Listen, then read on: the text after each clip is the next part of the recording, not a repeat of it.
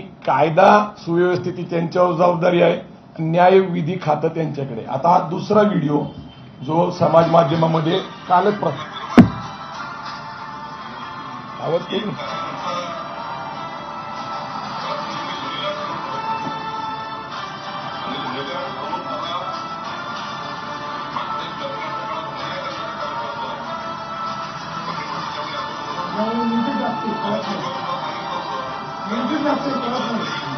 ठीक आहे.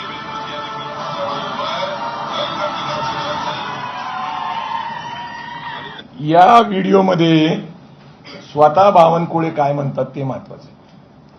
ते म्हणतात की मागच्या सरकारने दीपक काटेकरांना गुन्हेगार ठरवलं होतं, मुद्दा नंबर 1.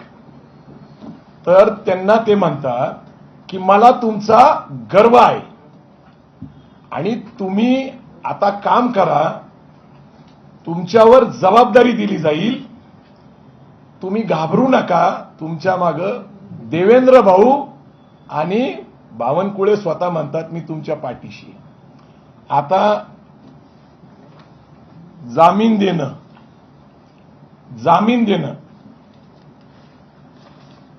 हे मी जे तुम्हाला दाखवतोय हे माझ्याकडे त्यांचं एफआर आहे.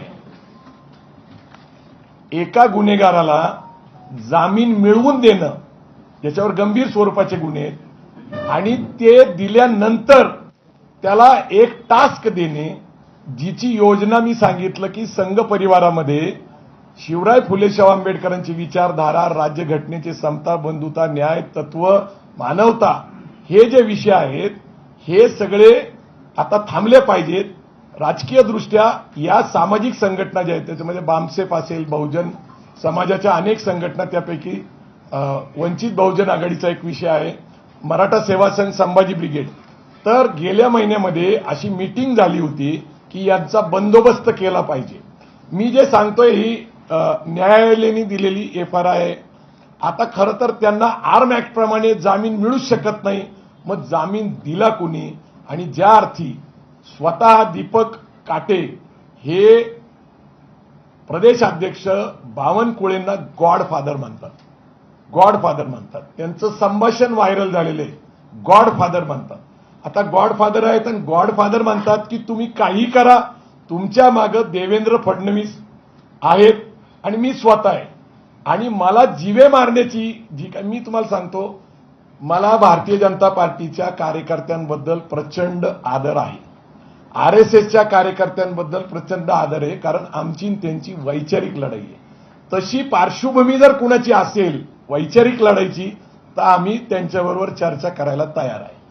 आता मला सांगा, एक षडयंत्राचा भाग मागच्या काही महिन्यापासून ते अशी मागणी करतायत सातत्याने की संभाजी ब्रिगेड हा एरकिरी उल्लेख असल्यामुळं संभाजी महाराजांचा अपमान होतो. त्यांनी माझ्याशी फोनवर संपर्क साधला तर मी त्यांना कायदेशीर मर्यादा अशा आहेत की ही संघटना, आपल्या धर्मदाय आयुक्त हे जज असतात, लक्षात ठेवा, ही काही साधी व्यक्ती नसते.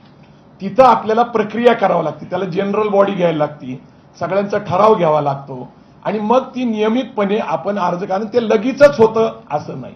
पण जसं आम्ही ही प्रक्रिया सुरू केली तसं असं लक्षात आलं की 10 वर्षापूर्वी मुंबईमध्ये छत्रपती संभाजी ब्रिगेड ही सचिन कांबळे एक सहकारी आमचे पूर्वीचे, त्यांनी रेजिस्टर केली, त्यांचं काम चालू आहे.